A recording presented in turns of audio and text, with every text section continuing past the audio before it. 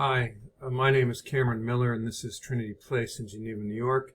And this is a reflection on the readings for the third week of Pentecost season. The readings are Mark 4, 26 through 34, and the David Whyte poem, What to Remember When Waking. So side by side in today's reading from Mark are two parables. I'm going to go down and dirty, taking a fillet knife and slicing out the edible parts. Both parables imagine what the kingdom of God is like. And that's a critical comparison for a parable. Parables were a unique teaching tool of first century Judean and Galilean preachers. They held one point which was laced together by a contrast. So forget all the fluff that the gospel editors added to the parables, especially Matthew.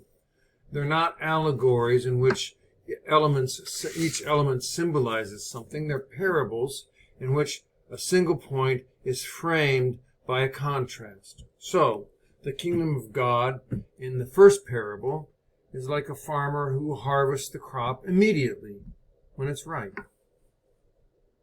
This is a truly agricultural metaphor that any farmer would understand. When the corn or the soybeans are ready to harvest, you can't stand around savoring the view. The harvest comes, and immediately the farmer is out there with his sickle. Farmers know that the forces of nature are impetuous and can quickly take back whatever it gave. So the kernel of wisdom embedded in this first parable is that the kingdom of God strikes while the iron's hot. It doesn't hem and haw or wonder if the market will be better tomorrow or fret about success and failure.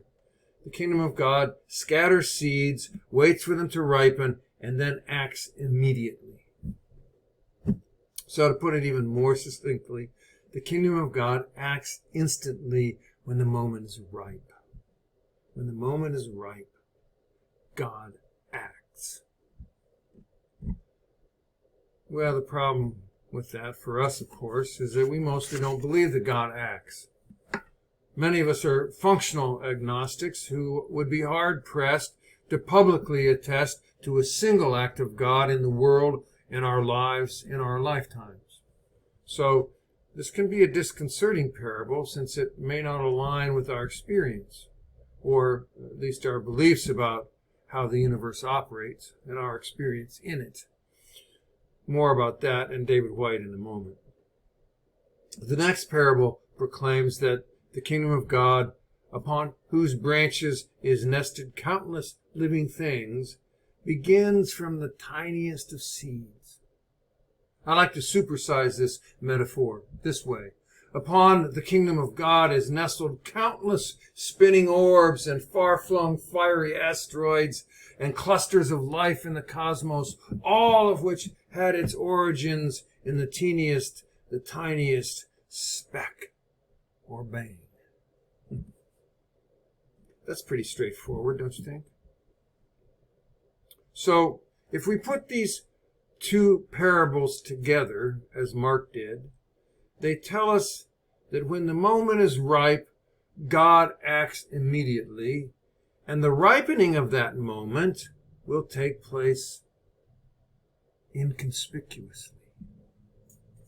So let me repeat that. When the moment is ripe, God acts immediately, but the ripening of that moment will take place inconspicuously. Teeny, tiny, and inconspicuous. It's what it's all about in the kingdom of God.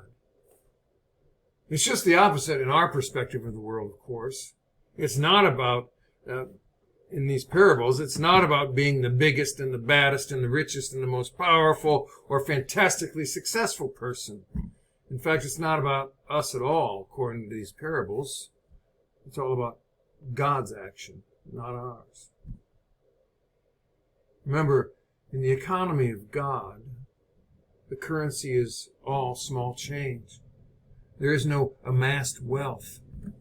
God acts when the moment's ripe, and God acts through supremely insignificant little minnows, even those like us. So these parables put us in our place, even as they liberate us. We're not the authors of the moment. We're not the creators of the seed. It's not our field. We don't make life grow. We can't hurry it. We can't out-ripen it. The kingdom of God lives and moves and has its being in the immense drama unfolding all around us, and we can't even see it. Once we get over being insulted because it's not about us, and that we have no bragging rights when it comes to the kingdom of God, this hard news is liberating. It really isn't about us, and that's great. We're only dust mites on an extremely small planet in a particularly tiny galaxy in a huge cosmos that goes on and on and on and on in every direction, farther than we can see, farther than we can imagine.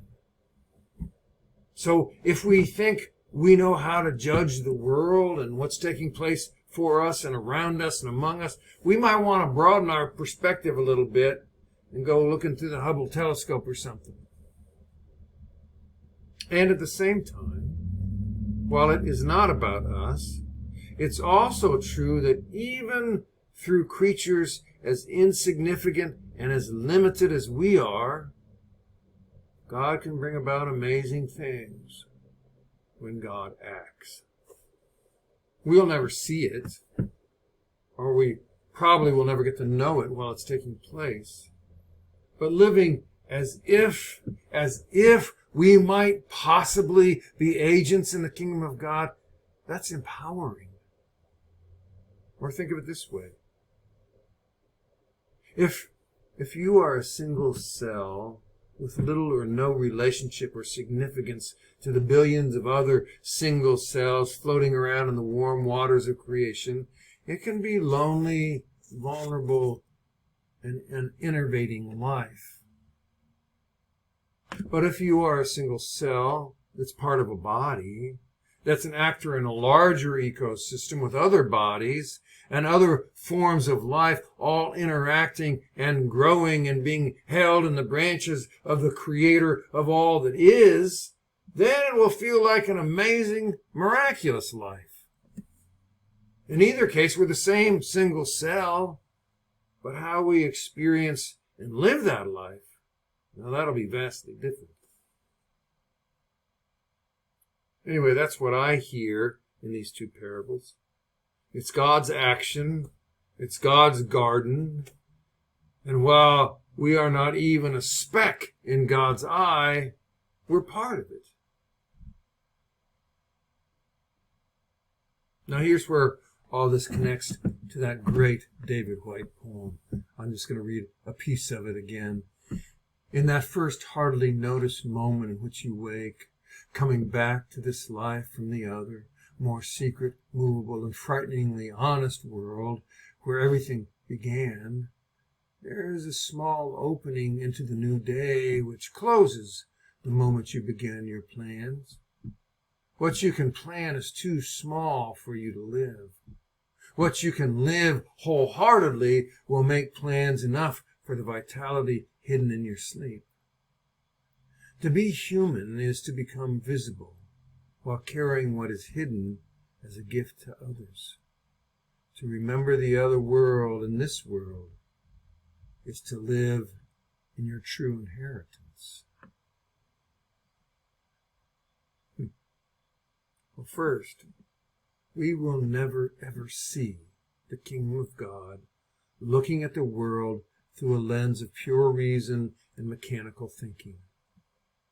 We see it in the miasma in between thought and imagination, in the miasma between reason and intuition, in between art and science. The exact moment that we start pointing to it and trying to describe it is the moment we lose it. Whyte's description of that in-between wakefulness and sleep is a perfect metaphor for the consciousness within which we become aware of the presence of God's reign and the tree in whose branches we nest. And then there's this from Whyte. To be human is to become visible while carrying what is hidden as a gift to others.